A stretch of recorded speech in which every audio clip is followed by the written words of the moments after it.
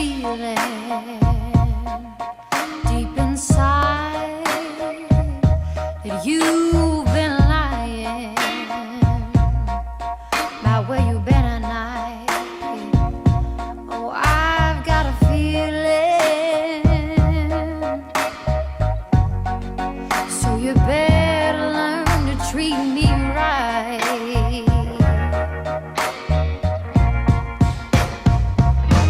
And I've got a fire in my soul, burning desire that I can't control, 'cause I've got a feeling that your love is growing cold. Assalamualaikum warahmatullahi wabarakatuh. Halo teman-teman semuanya, saya di sini akan menjelaskan tentang materi ekonomi mikro. Ekonomi mikro adalah ekonomi yang mempelajari tentang perilaku individu, rumah tangga, perusahaan dalam mengambil keputusan ekonomi, yang bertujuan untuk memahami bagaimana sumber daya alam yang terbatas digunakan secara seefisien mungkin agar mendapatkan hasil yang maksimal. Tujuan dan fungsi ekonomi mikro. Tujuan utama ekonomi mikro adalah 1. Menjelaskan cara kerja pasar, bagaimana harga terbentuk, dan bagaimana sumber daya didistribusikan. Yang kedua, menganalisis perilaku konsumen dan produsen dalam membuat keputusan ekonomi.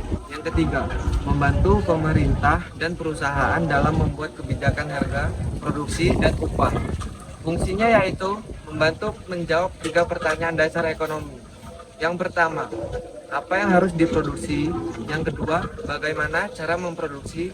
Dan yang terakhir, yang ketiga, untuk siapa barang itu diproduksi. Saya akan membahas tentang ruang lingkup ekonomi mikro. Ekonomi mikro berfokus pada perilaku individu dan perusahaan dalam mengambil keputusan ekonomi sehari-hari. Ada 4 hal utama yang menjadi ruang lingkupnya. Yang pertama yaitu permintaan dan penawaran.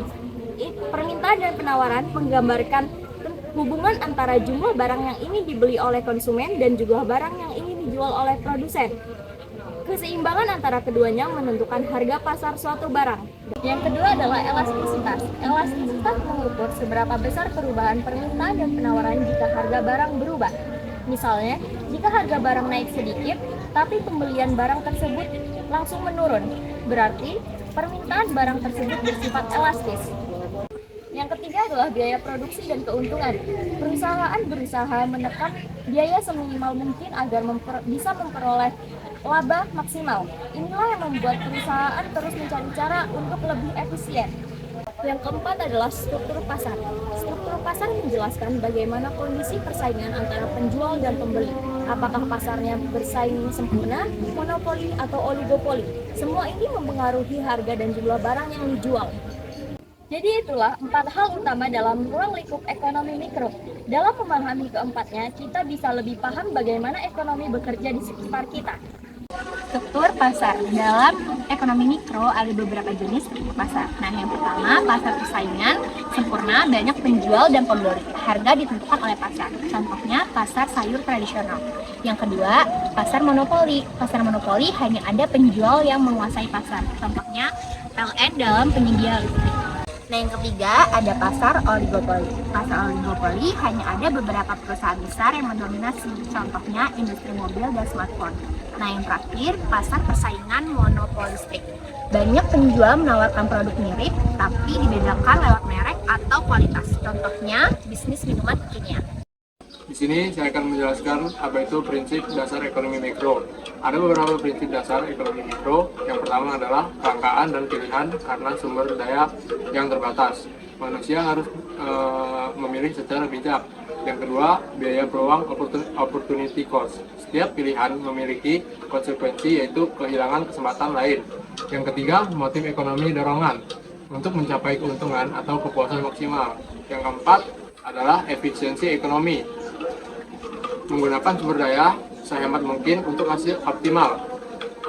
Contohnya, seorang pedagang memilih menjual es teh karena lebih laku daripada kopi di siang hari panas. Itu contoh keputusan mikro.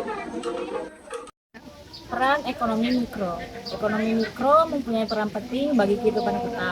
Yang pertama, bagi pemerintah. Pemerintah membantu merumuskan kebijakan harga dan pajak. Yang kedua, bagi perusahaan. Perusahaan membantu menentukan strategi produksi dan harga. Yang terakhir, bagi masyarakat. Masyarakat membantu memahami cara mengatur keuangan dan pengambilan keputusan ekonomi. Adapun contoh peran penting ekonomi mikro dalam kehidupan kita, seperti pemerintah bisa menggunakan analisis mikro untuk menentukan harga eceran tertinggi agar bisa harga barang pokok tetap stabil. Hubungan ekonomi mikro dan makro. Ekonomi mikro dan ekonomi makro saling berkaitan. Jika ekonomi mikro membahas perilaku individu dan perusahaan, maka ekonomi makro membahas keseluruhan perekonomian seperti inflasi, pengangguran, dan pertumbuhan ekonomi makro. Ibaratnya, ekonomi makro melihat satu pohon, sedangkan ekonomi makro melihat satu hutan.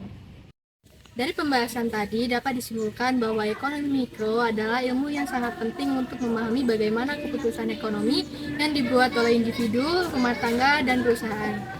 Dengan memahami ekonomi mikro, kita bisa menjadi konsumen yang cerdas, produsen yang efisien, dan warga negara yang bijak dalam menghadapi perubahan ekonomi. One is the loneliest number that you'll ever do. Two can be as bad as one. It's the loneliest number since the number one. One is the loneliest number that you'll ever do.